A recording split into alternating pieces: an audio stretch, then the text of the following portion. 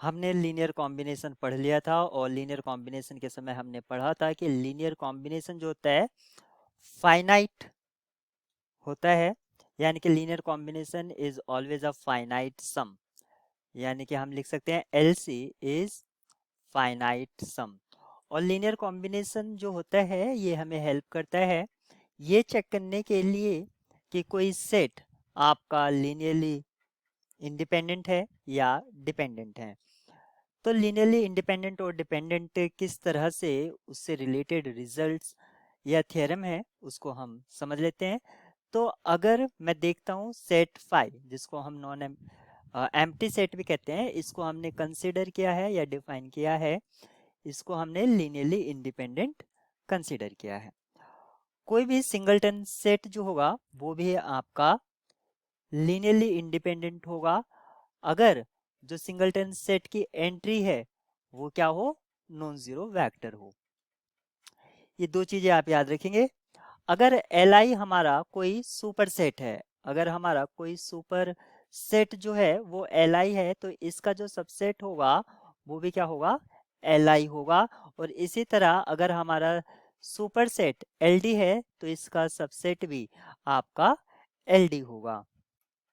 अगर हमारे पास एक सेट जिसमें दो वेक्टर्स हैं V और W, अगर ये लीनियरली इंडिपेंडेंट हैं या इसको हम LD कह देते हैं, इफ V और W LD है तो हम V को लिख सकते हैं C टाइम्स W या W को लिख सकते हैं C टाइम्स V, जहां पर हमारा C जो है वो आपका नॉन जीरो है।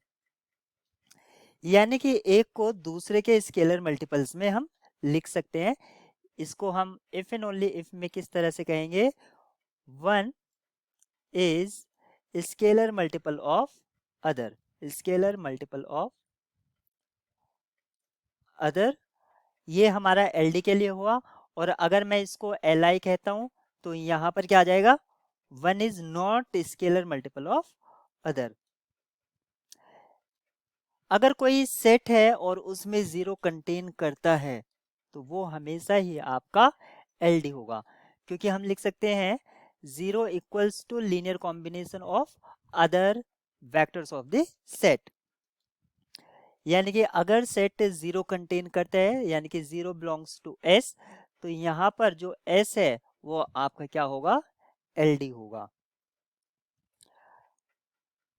अगर S आपका Li सेट है, S आपका Li सेट है और V एक वेक्टर है जो LS यानी कि लीनियर स्पैन में बिलोंग करता है, तो आपका S यूनियन जो वेक्टर V है ये भी आपका क्या होगा, Li होगा। क्योंकि जब हम इसको Li के लिए चेक करेंगे तो हम क्या लिखेंगे, लीनियर कॉम्बिनेशन, क्या लिखेंगे, लीनियर कॉम्बिनेशन। और लीनियर कॉम्बिनेशन लिखते वक्त यहाँ पर V भी आएगा और V क्या है, वो लीनियर कॉम्बिनेशन में बिलोंग कर रहा है, तो इससे वो उन्हीं की एंट्री में मर्ज हो जाएगा, क्या हो जाएगा, मर्ज हो जाएगा, जिससे उसमें Li पर कोई इफेक्ट नहीं पड़ेगा। अगर हम रॉन्स्कियन देखते हैं, हमारे पास मान लीजिए कोई फंक्शंस हैं F1 F2, ये Fn फंक्शन है और इसका जो नॉन रॉन्स्कियन है वो नॉन जीरो है, जहां पर x जो है वो आपका डोमेन से आ रहा है, तो ये जो सेट होगा F1 से लेके Fn तक ये हमारा क्या होगा, Li होगा। बट इसका कन्वर्स ट्रू नहीं है कि अगर